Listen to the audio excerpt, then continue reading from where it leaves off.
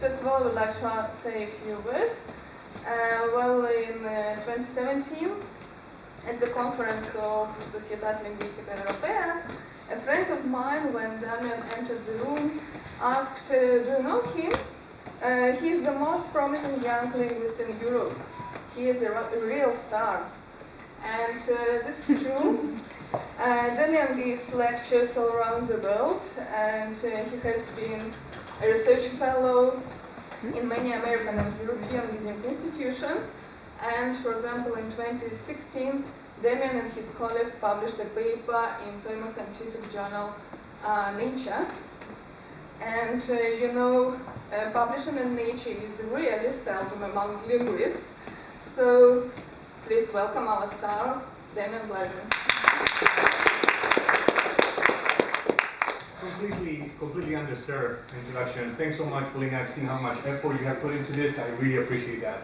So, because of some technical issues, the presentation is going to be shortened. I really apologize for that. What I'm going to suggest is that I'm going to give as much presentation as I can with the amount of time that we have, and then let's have the questions afterwards. And I'll be here tomorrow as well, so if you have any interesting questions, I'll be happy to take them tomorrow. Alright, so I just briefly want to say something. There's no point in going through this with any detail, but I think that describing myself as a linguist might not make a lot of service to where I'm coming from. Depending on where you look it up in the internet, you will find that people refer to me as a linguist, or as a language scientist, or language data scientist, or as a scientist, which I think is a less problematic way of describing what I do. But importantly, my focus of research has always been language since I started doing research, and not music. So music, it's an ancillary aspect that I've been interacting with in the last 2 years, but it's not my main thing. Although, again, if you look in the internet, you'll find that I've been described as a music researcher for whatever reason. So don't take away message, don't trust the internet. So I would like to give a general motivation of why I'm interested in music and how it intersects with my interest in language. I think that it will be unproblematic to say that many people within the language sciences are interested in studying language biases. And how do we describe those? Well, let's think that there could be circumstances where you could choose among a set of possible linguistic strategies. You could encode a meaning by a syntactic means or a morphological means, or you could choose a given word instead of another word for doing exactly the same thing. And there is a systematic preference for one of those variants. Okay? And that's a very general and vague definition. Let's define as a bias as anything that humans seem to prefer when it comes to language, given as a similar set of options. Is it clear? I think clarification questions are important, but let's leave anything else for later. Clearly, whatever humans prefer to do with language, whatever type of language structures they prefer, those things get fit into the transmission processes that make languages to be transmitted from one generation to the other.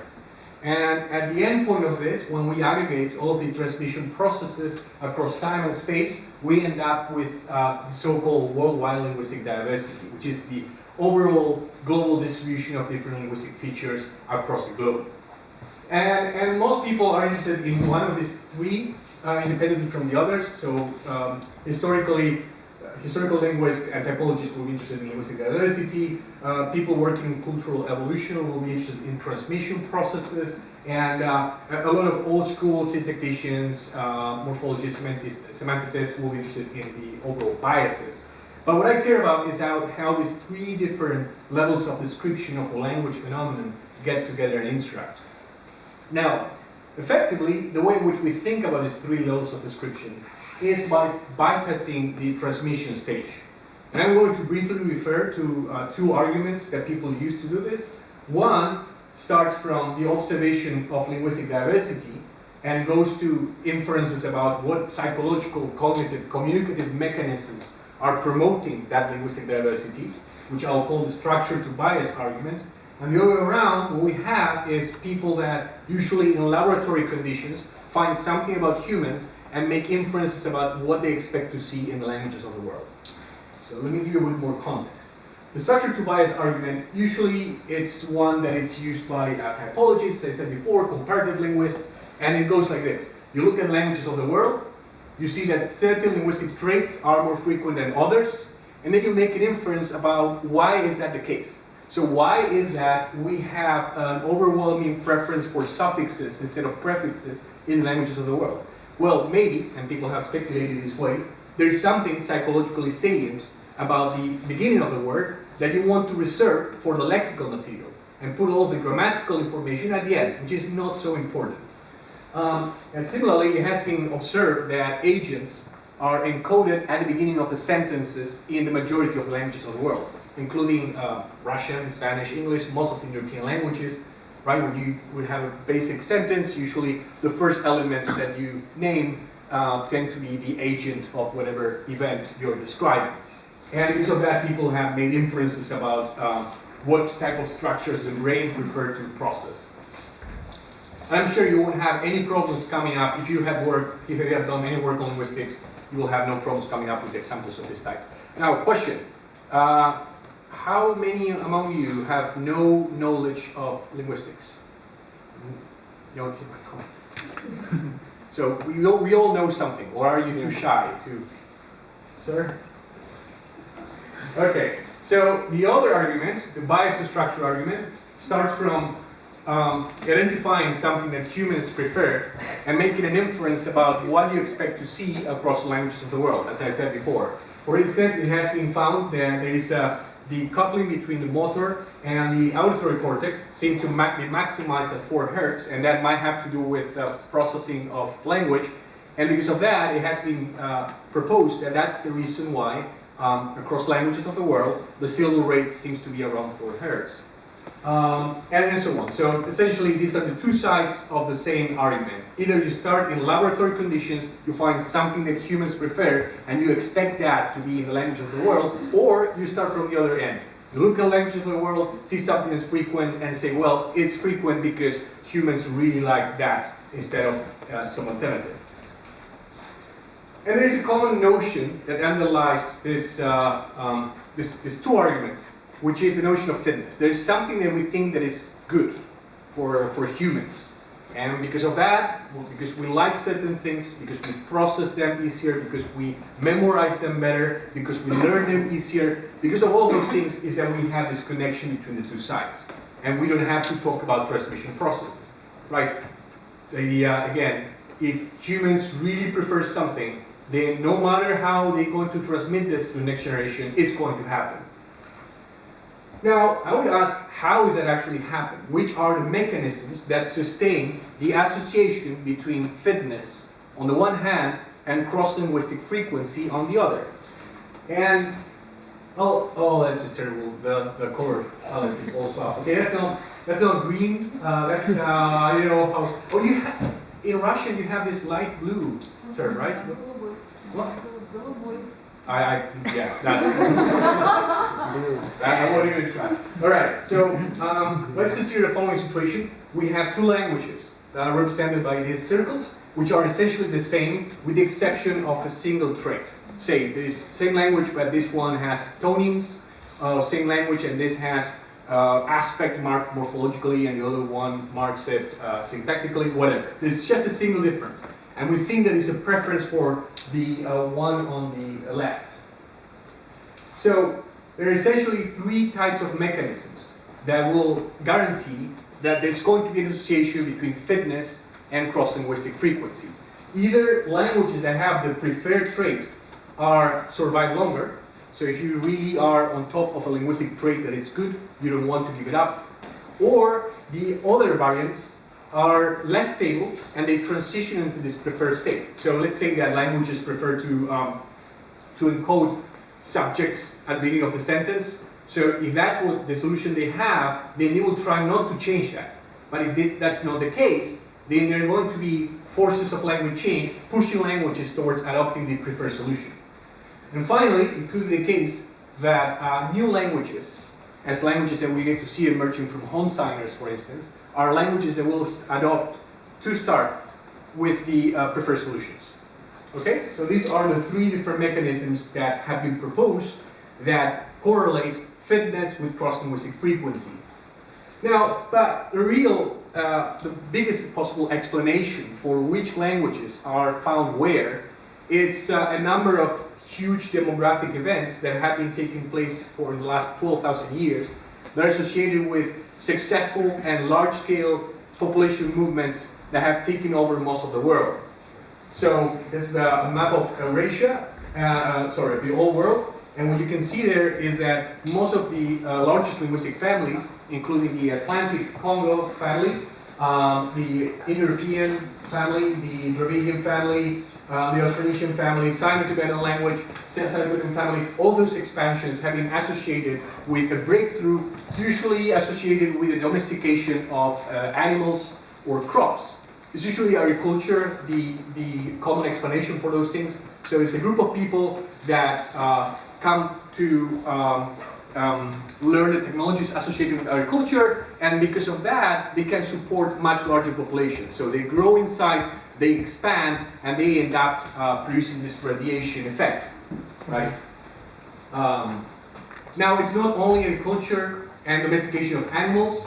There's also things that have to do with very efficient social systems. For instance, in Australia, in southern Australia, you have a bunch of languages that belong to the Pama-Nyungan family, and it has been argued that the reason why this language family has been so successful in Australia is because they adopted exogamy. So they will have to trade partners for marriage with other nearby populations. So if you have to trade partners and then you produce large-scale alliances, then you can go to war with smaller groups that do not use exogamy as a rule of producing marriages. But the important thing here is, this is a fascinating chapter of recent human history, but the important point here is that the reason why certain language groups have been particularly successful is not associated with the languages they speak. As far as I know, gladly, no one has suggested that, I might be wrong about this, but no one has suggested that the reason why Indo-European languages have been so popular is not because something about Indo-European, or the same thing with Austronesian languages, or Arawak, or choose your favorite language family, right? It's not about the languages they speak, it's about something else. Agriculture, technology, social developments, whatever. So in those cases, what you have is that a language that was associated with one of these big families will end up giving rise to a larger number of families, and the other languages that are not lucky enough to belong to these big families will either transition directly to these large prestigious languages, or they will disappear because of population replacement, right? So here what we have is a very complicated situation there. Because if I ask, I see a linguistic trait that's across the world seem to favor A instead of B. So languages prefer not having tones instead of having tones, prefer having nominative accusative case alignment instead of ergative alignment. So why is that so? Is that because of history? Just history associated with population expansions, agriculture, etc.? Or is it because those language types are preferred, right?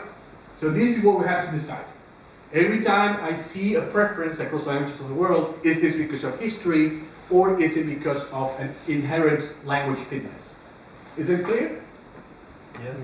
Perfect, thank you.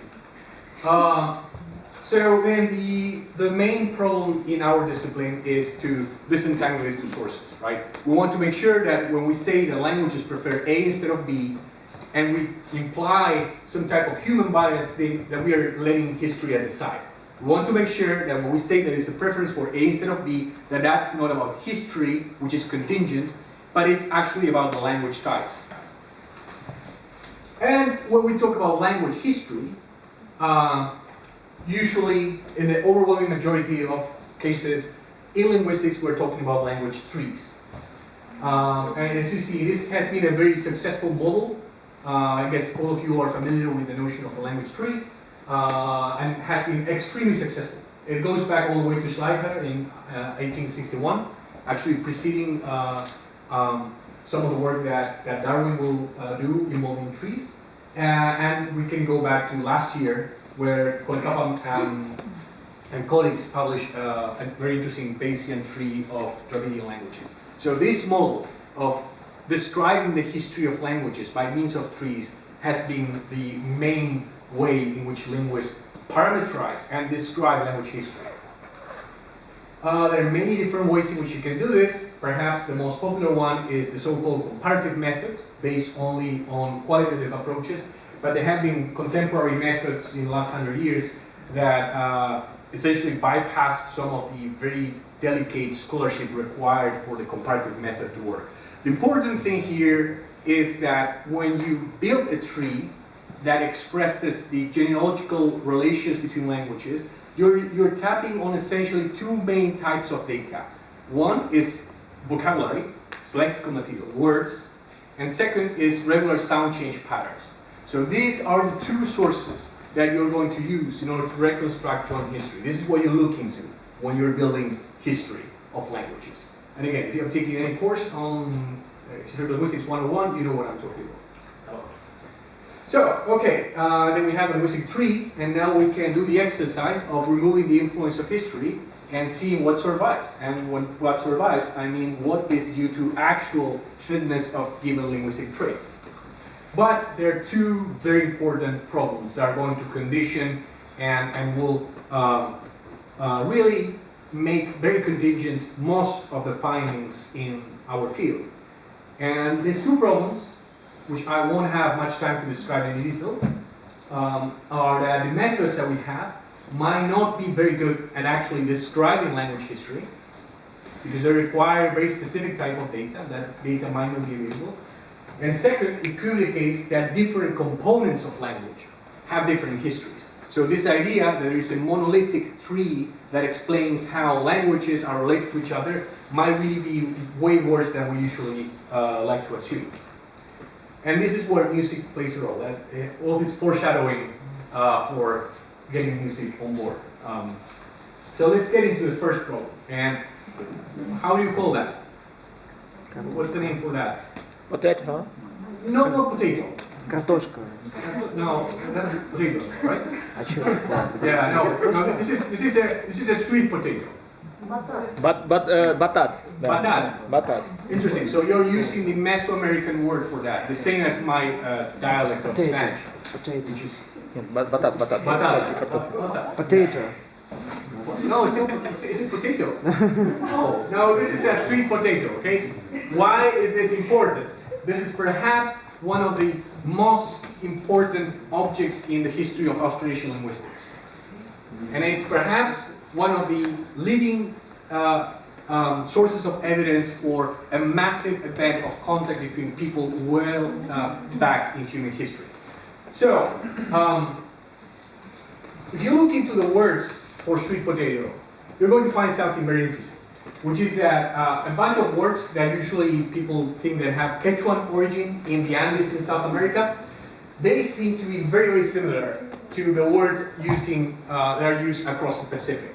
So the usual word in Quechua is kumara, kumala, and that's exactly or very similar form you find all over the Austronesian world, starting from the Eastern Island and all the way to Melanesia.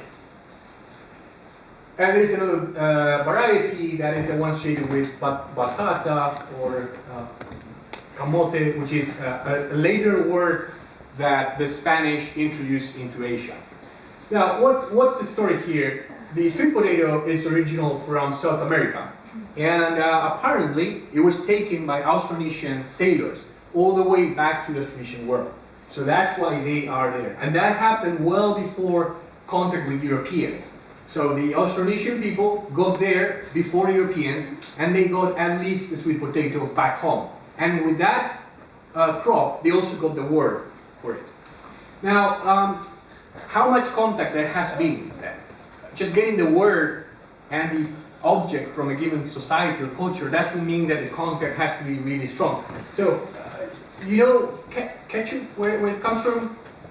It's apparently it's originally a Chinese word that went through Malaysia, and from Malaysia went to the Western world. And I can tell you, I'm sure that there's no other cultural aspect that went all the way from the origin of this word to the usage in the Western world. So we have the word, fine, we have something that looks like whatever cultural object was there at the beginning, but nothing else has survived. And the same thing with tea. I don't know, in Russian is it usually like a chai or a tea Chai. Chai. Okay, that's a Manchu word, right? Yeah, I remember. So the origin of tea and chai both come from the Semitic sphere, and 99% of languages of the world use one word or the other, right? And yeah, we all drink tea, but is it that we have also adopted the ways in which the ancient Chinese drink tea? No, I don't think so. We just have the word and the object, that's it. And it could be exactly the same thing with the Austronesians in relation to the sweet potato that they have taken from South America. Now, the situation gets even more complicated. Johanna Nichols proposed a very,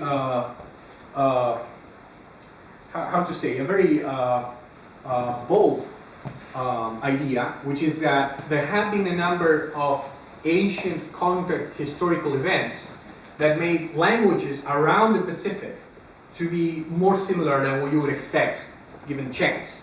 So it might be a case that there is a few linguistic traits that are shared only by those languages. For instance, the usage of inclusive-exclusive distinctions in pronominal systems. That's something you only see around the Pacific over there. It's not found in most of the rest of the old world. And she suggested, well, maybe there is a deep history there. But the problem is that if you're interested in the original question I posed, which is what comes from history and what comes from fitness, then it gets very complicated. There's a few linguistic traits that might indicate history, but we have almost no external evidence for this. So what should we do? Should we take the linguistic traits to be indicative of common history? In which case we say, well, these linguistic traits cannot be taken as indicative of an overall preference independently in these places, or should we take them as dependent and forget about the possibility that it's actually a very ancient historical product. So what do we do here?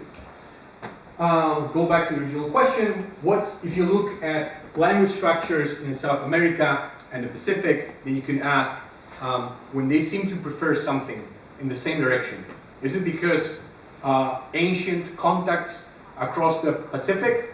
Is it because of actual language fitness that is pushing languages into the same typological solutions? Or is it because a more recent interaction that had to do with the sweet potato? So maybe they didn't only take sweet potato, they took way more culture and language. Is that clear? So we have these three different proposals that will help us understand what's going on in relation to the Pacific and South America. Again, the literature on the relations between South America and Pacific is very interesting and involves essentially genotyping lots of different species. Chicken, sweet potato, the different palm tree species. So you just take those species, get the genomes, and ask what is the genomic signature of this history. Is this palm tree species started in the Pacific or in South America, and when? And more intriguingly, there seemed to be a very controversial association at the genetics level of human populations that link not population in the Andes on the Pacific, but instead populations deep inside of the Amazon, including the Sului, the Chavante, and the Calitiana, which are very well studied populations in the Amazon, that might be related to the Melanesian world, which is part of the Pacific world. So there's something very weird. There's a weird genetic signature that binds the heart of the Amazon with Australia and New Guinea. So there's all of these different sources of history. But again, the important thing is that genetics, species, and a single word for a given species, that's not enough for us to be sure that it has been a sustained and culturally sophisticated transmission of language and culture, right? Again, having a word, having a species taken from South America, that's not enough. Do we have any alternative to this? Well, it was observed very early on, in the early 20th century, that panpipes in South America and the Pacific seem to have a number of common traits that you only find in those regions. And those traits are mainly three. First of all, panpipes in South America and the Pacific, there are panpipes that have double rows. So you have double set of tubes. That's a usual Andean type of panpipe. Also, you have this very special type of panpipe where you divide the whole set of tubes into two, and there's a small cord attaching the two sides. So essentially you take the two pieces and you play it like this. And finally, both in the Pacific and South America, you find panpipes that have splints that essentially serve as, so these are small pieces of wood that you put on the side of the tubes so that you can fold it much more easily. You don't have to put any cord around the tubes, you just put it around the, I really like the vocabulary for explaining this, but you can see there, right? So you have all of the tubes, and then there's these two splints that come here, and then you attach all the tubes to the splints instead to themselves. And these three features were really salient. People said, well, maybe there's something going on that involves panpipes. And the point here is that learning how to produce a panpipe involves much more complexity than just taking a sweet potato and the name for a sweet potato. This entails a more intensive type of interaction. But is it actually the case? I would say, I mean, again, I'm not an expert on music, but I would say that everyone will be happy to accept that vocal music is universal or almost universal, that most humans have found a way of producing musical instruments with percussion because it seems to be pretty straightforward, and you just tap on the surface that produces some type of noise, and that's something pleasant. But I would say in the third type of expected instruments might be a very basic aerophone like a panpipe. But it doesn't seem to involve a very sophisticated course of cognitive exercise to come up with this instrument. It seems, in a way, fairly natural to produce an instrument that looks like a panpipe. And the fact that it can be found across the world in many different independent societies might argue against the idea that finding similarities in panpipes might be reflecting shared history and just people inventing these things independently. You see the point here? Yeah? So it could be the case that they didn't invent like electric guitars and stuff, and that would have been like there's no other way. Has to be contact. With panpipes, it's not so obvious. So we wanted to answer this question. Why is that? Can we get any interesting information about cultural contact between the Pacific and South America by looking at the structure of the panpipes? And what we did was to collect in different museums across the world 402 panpipes covering a large number of different human societies and different timescales. And we describe them in terms of the materials, in terms of the number of tubes, in terms of the arrangement across different rows. And there's some very crazy panpipes over there, I have to tell you. There's actually, there's an Equatorian one that is huge. It's like this. So you have to hold it with your both hands, and it's really very weighty. It's very hard to play. And there's a number of panpipes that come in pairs. So you're supposed to play with someone else. So it's like two big panpipes connected just by a cord, and two people play it at the same time. So we collected all those panpipes, we described them, and then first thing we did is to ask whether it was the case that panpipes that came from the same societies were more similar to each other than panpipes that came from different societies, right? The starting point. If you can find essentially any panpipe type anywhere in the world, then, well, there's not much evidence that there's anything special going on with that. And this was actually the case. We did find that panpipes within the same societies are more similar than we would expect, which is perhaps not very surprising. Now, what we did afterwards is to train a classifier, so for us to be able to predict where a given panpipe comes from, given its description. So essentially, we just feed the description of the panpipe and ask what is the most likely origin of this panpipe. And interestingly, what we find here, we distinguish between the Pacific world, the Andes, the Amazon, and the rest of the world. And what we find is that when you look at the Amazonian panpipes, they're systematically misassigned to the Pacific. Not to the Andes, which is exactly the rest of the panpipes that are just adjacent to them, but to the Pacific. You see that? So what this is telling us is that if you buy the story that learning how to produce a panpipe requires a more sophisticated type of cultural and perhaps linguistic contact rather than just getting a sweet potato and the word for that. Only 10 minutes. Oh wow. Okay. Yeah, so that's, well, let's go to the other study, which is that different components of language might have very different histories. I'm just going to give you one example I really like because I work quite a bit on Creoles. Important thing here is that Creole languages emerge in situations of highly multilingual setups. You have a bunch of people that do not share a common linguistic code and they have to communicate with each other. The usual situation will be slave plantations, sugarcane plantations in the Caribbean, where people from West Africa, from South America, from Europe, they will put all together, they will forced to work without any common language. And it seems that within 1 or 2 generations, the descendants of these people will end up speaking a new language, namely a Creole language. And what is very interesting here, well, a few years back I published a paper where I look into the largest database on Creole languages and I ask what's going on with Creole languages, what type of structures they have. And one important point I want to make about this is that what I found is that the language that provided the words, usually the European language in the colonial plantation setup, will be also the language that will provide the basic word order, like things about how to order the genitives and the nouns, or the adjectives and the nouns, or the verb in relation to the object, etc. Those things will come from the same source that got you the vocabulary. And the question is that surprising? Not really. If you embrace any construction-based theory of language, then you're learning words in context, in a construction. So you're learning word order and words at the same time. So this is suggesting that we acquire language in ways that have bundles of functionally specialized modules of language. You learn your words, but you also learn word order. Now, interestingly, what happens is that when you look outside of word order and words, you find there are other components of language that do not come from European lexified languages. For instance, very subtle constructions, aspects of the pronominal system, a lot of the phonology. Those things seem to come from the other languages that were the dominant languages.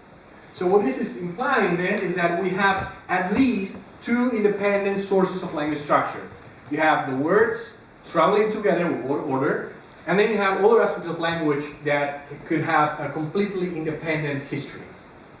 So you see the problem here is that proposing that a language tree is the history of a language is leaving aside everything that doesn't travel with words. Why? Because words and sound change is what we use to build trees. You see the point there? So the history of languages could be way more complex than just a simple tree that is following vocabulary essentially. Now, then we could ask, as I just did, what aspects of language are traveling together? But there's no need of us sticking with language. Maybe it is the case that there's non-linguistic components of a culture that are traveling in a tightly connected manner with specific components of language. Again, let me make this argument again. What I'm saying is that I have made a point that word order and words seem to be traveling together. And we understand why that happens because this is essentially the way in which we learn language. Now, could it be the case that there is a non-linguistic component to a given society, given culture, that is tightly associated with any component of language? And there's no time for me to tell you about this, but this year I published this very interesting, well, if I might say so, very interesting paper in Science, and there we found a very, very nice case. And there's really no time for me to explain this, but the important thing is that we find convergent evidence suggesting that languages which have developed levidentals, like F and V, in the last 500,000, 2,000 years, they gained these speech sounds along with technologies for preparing soft food because of something that has to do with byte configuration. Again, there's no time for explaining this, but the story is very tight on that there's an aspect of human society, which is how you prepare food, that is associated with the presence of levidentals. This is a very small case, but why should we stick with that? Maybe there's something else that is more interesting and more far-reaching.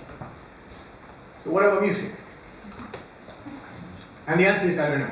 Okay, so don't get your expectations very high. I will do my best though. So we've been looking into Northeast Asia because it's a very interesting part of the world, which I think will be obvious for you. It has a large linguistic diversity. You have lots of different linguistic families there. And in particular, in this study, we look into language of data from Even and Evenki, which are linguistic languages. There is also Yukavir, which is a Yukavir language. We have Japanese, Japonic, Korean, Koreanic language, Ainu, which is an isolate, Buryat, which is a Mongolian language, Chukchi, and Koryak, which are Kamchatka languages, etc. So there are a lot of different languages with their different typologies all together. And what we ask is, if we look at different components of language and non-linguistic factors, what type of histories do we get? And I'm going to use a very particular way of describing music. Here I'm using a more ethnomusicology approach to describing music, in the sense that you can come up with a number of categories to describe a given folkloric song. You can determine what is the meter, what is the number of beats, or the number of people that are performing the song, what is the harmony, phrase repetition, etc. So you describe songs, folk songs in a population. You have a bunch of songs described in this manner, and then you come up with the notion of similarity between populations, right? You take two populations, describe their songs in this way, and then determine which populations are closer to each other according to music. When you look across different domains, including genetic distances between populations, phonological distance between populations, and grammatical distance between populations, you'll find something you cannot see because can you see the names of the languages? No. No, all right. So yeah, so it's a mess. The histories that are telling you are not really comparable. And when you add music, it's also a bit crazy. And the funny thing is that the very reason why music was added to this study was not because there was a functional hypothesis about the relation between music and language, but because there is this very interesting language that is almost dead, Ainu, that clearly has a genetic component that comes from a Japanese origin, but also from an Asian origin. But people have suggested again and again that the music in Ainu seem to be very similar to some musical traditions found in Siberia. So that's why we added music. Now, the disappointing thing here is that this is Ainu, and essentially this network implies that if you're close in this network, the more similar you are in this domain. And so you have something like Korean and Yukavir in grammar seem to be more or less not super different. It means they're very close. But here you have Ainu in genetics, which is an outlier. And that makes sense, because Ainu is an outlier, genetically speaking. So we added music because we want to see whether Ainu was closer to the Siberian languages, and it's not. Ainu is super far from everything as well, so what was the point there? So then what we can do is to use, to ask the question, which of these domains better predict other domains? So if I know something about the grammar of two languages, can I also approximate something about the proximity in genetics, or phonology, or music? And the answer is very disappointing, because the only relations that we find that seem to hold are the ones binding grammar with genetics. And so the idea is that if the grammar of two populations seem to be very close, perhaps they have shared genes in the past. And the other way around, if two populations have been sharing, they have a common genetic flow, then maybe you'll get to see that the grammars in these two populations are closer than what you expect. Which is no surprise, given the fact that we think that the way in which language change occurs is by means of bilinguals. And how you produce bilinguals? Well, just get people together. That's the easiest way. So this is a bit disappointing, because, but it makes sense. I have used very coarse ways of describing music and grammar and phonology and genetics. I'm aggregating a lot of data that is very different. So perhaps what one should do is to look specifically to individual traits and ask hypothesis-driven questions. Ask which components of music might be associated with specific components in language or elsewhere.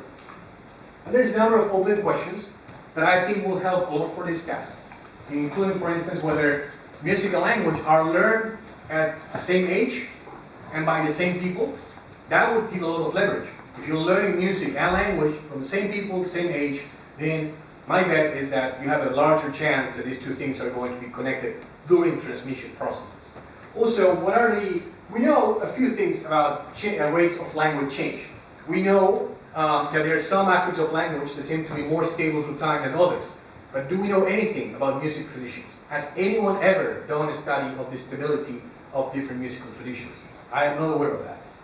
Then we have also a recurring point that people have made again and again, which is that it has been suggested many times that vocal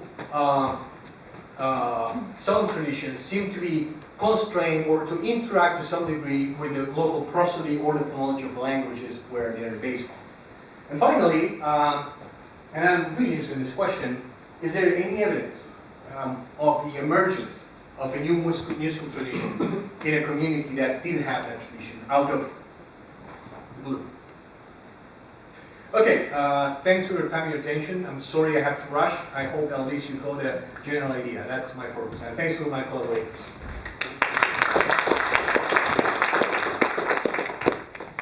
So we have 10 minutes for questions.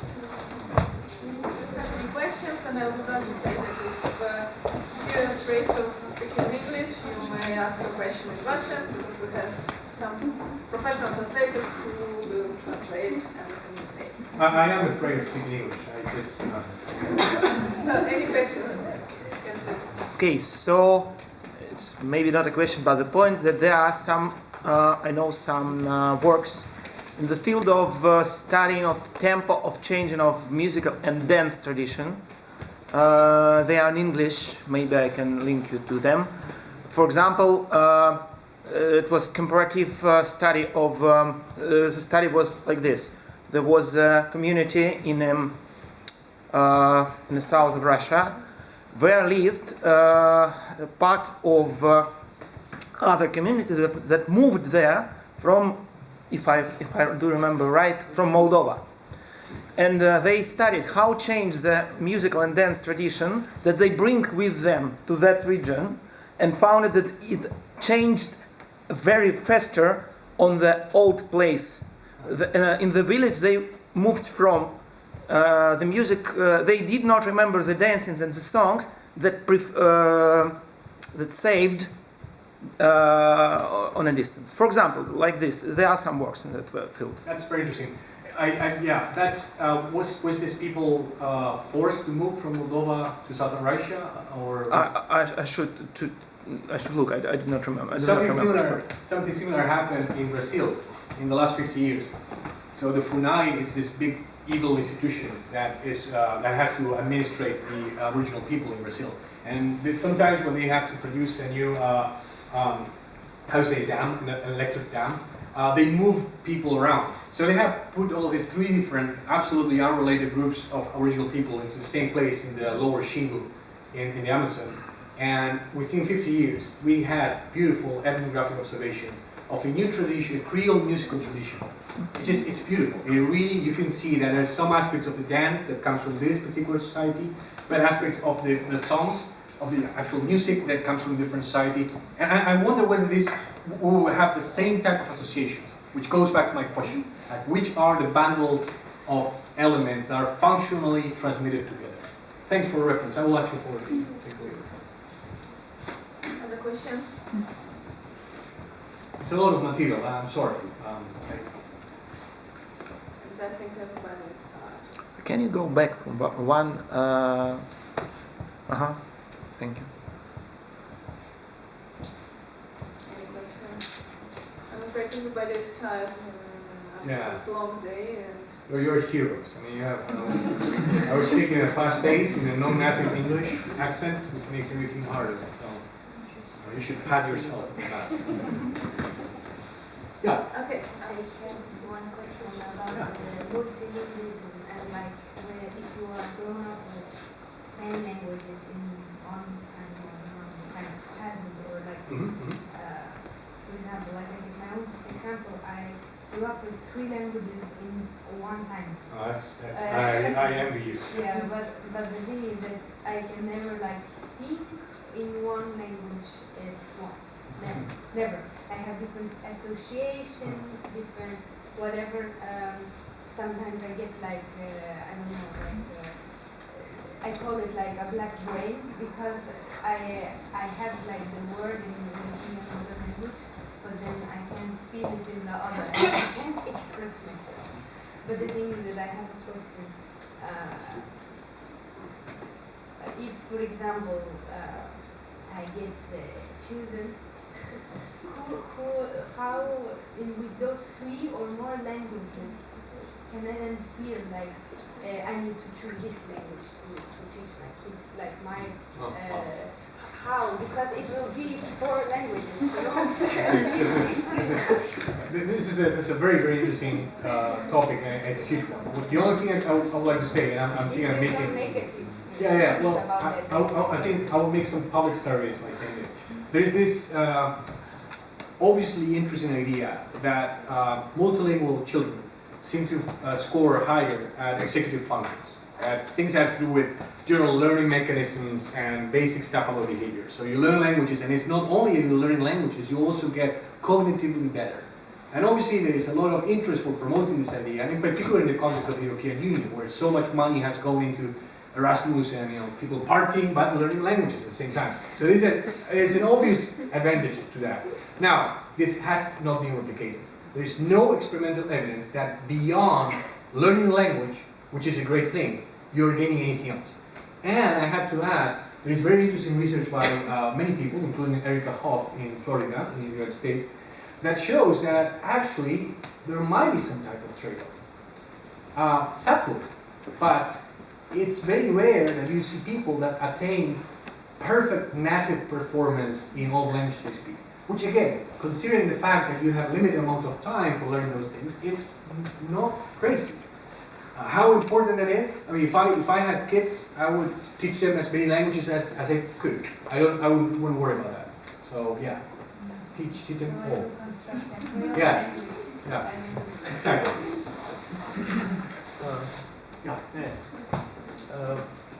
Tell us something more about the sound of the natural and a word in the language. For example, I have an example. Sneeze. For example, this is it has a sound and it has an act. It has an act in the body, and you can use it in different language. For example, in Russian this is chikh, and in Persian this is atse. In Arab this is abchur.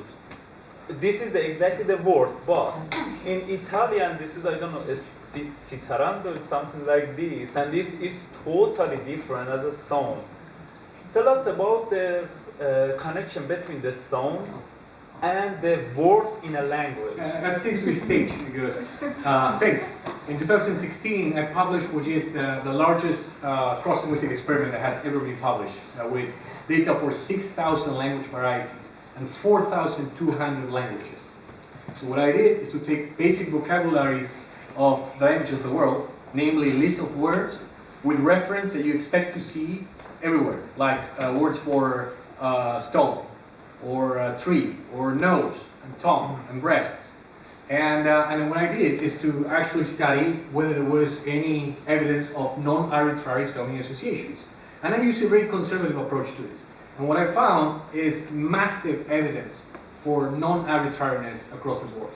Like one of the strongest things were like tongue and some liquids like L, round and R, small and high from vowels like E, no surprise, nose and nasal consonants, I, and the list goes on. 40% of all the words that I study end up revealing a non-historically association between sounds and meanings.